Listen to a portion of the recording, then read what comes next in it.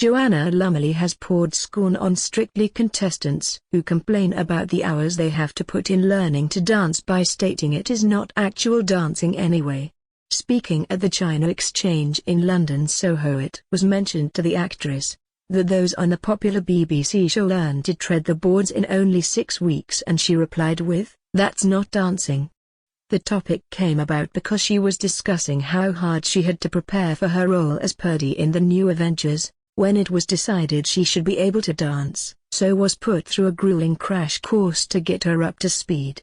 "I got up at 5 a.m. and then went to Pinewood and I had to have ballet classes as they decided Purdey could dance. I could not suddenly appear to be a dancer, so I had to have ballet classes," said Joanna.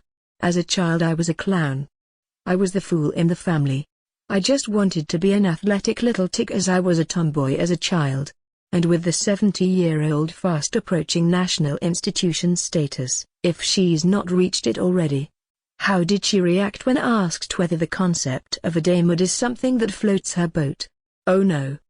No," she replied unequivocally. "Guess we'll take that as a no then." For a woman once renowned for talking very little, Victoria Beckham certainly seems to be making up for lost time. Fresh from describing her family as a traveling circus, because they harbor such a range of talents, and claiming 5-year-old daughter Harper, pictured, has already mastered the fine art of running in heels. She now claims she can walk better in them than most adults. "She can wear heels like most grown-ups cannot," says the former Spice Girl, 42, of her daughter. "She's very, very girly.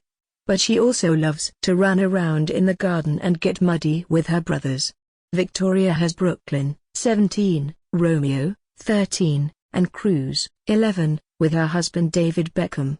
As she gets set to play an alcoholic in upcoming film The Girl on the Train, Emily Blunt says she researched the role by watching a US TV program about people with addictions on repeat.